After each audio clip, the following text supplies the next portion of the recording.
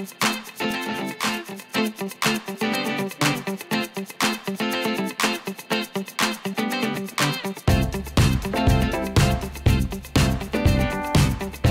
an opportunity.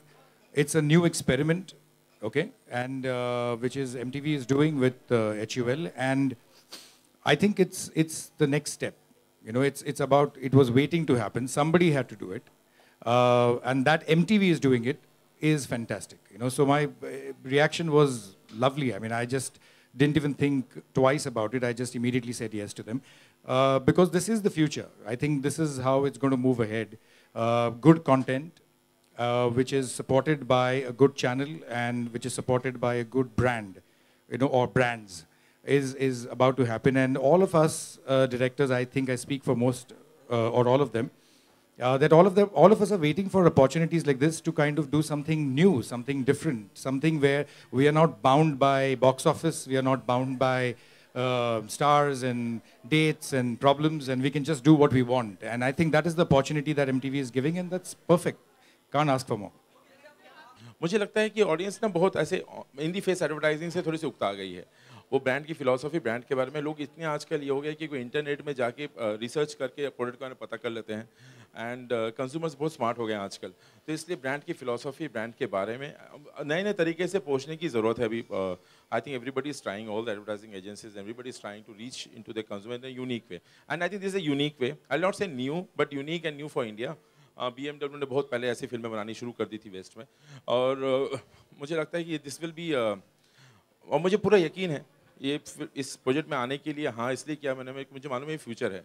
आज अब से 6 महीने या 1 साल 1.5 साल बाद आप इस तरह की कई फिल्में देखेंगे इंटरनेट में, टेलीविज़न में और हर जगह पे। और मैं थोड़ा सा इनसिक्योर फिल्में करूँ, मुझे हमेशा इसलिए हर जगह पैर जमा के रहता हूँ, कहीं भी दुकान बंद हो जाए तो ये तो खुली रहेगी, तो इसलिए मैं सब करना चाहता हूँ। ये फिल्म देखिए, ये फिल्म के बारे में ज़्यादा ना बताऊं क्योंकि मैं चाहता हूं कि 23 मार्च को लोग ज़्यादा से ज़्यादा देखें। बस इतना कहना चाहता हूं कि 3 लड़कियों की कहानी है। फिलॉसफी ब्रांड का था कि स्क्रिप्टिंग योर ओन स्टोरी। इस फिलॉसफी के आसपास हम कई कहानियां लिख सकते थे, लेकिन पहले हमारा ये था कि विल कीप प्रोटैगनिस्ट गर्ल्स, और बहुत म्यूज़िक रखेंगे इसके अंदर। MTV के लिए फिल्म बन रही है, let's, so I think Aakarsh and his team has done incredible job. और मुझे लगता है कि ये आकर्ष की कास्टिंग, जो कास्ट है, एंड इतने नए लड़के, इस फिल्म से मुझे एक फ़ायदा हुआ कि I got to work with this new talented team, और उनकी एनर्जी और उनका रिश्ता आपस में जैसा है वो फिल्म में बहुत एविडेंट है।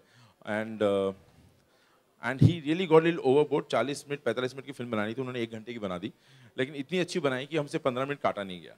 तो काफ़ी सारे गाने हैं इसके अंदर, और उस 1 घंटे के अंदर कुछ 23 गाने 26 गाने, मतलब छोटे बड़े मिलाकर, और बड़ा मज़ेदार एक्सपीरियंस रहा, क्योंकि हमेशा ये म्यूज़िक जैमिंग होता था सेट पर, गिटारिस्ट होते थे और सिंगर्स होते थे और फोक सिंगर्स होते थे, तो it was a unique experience.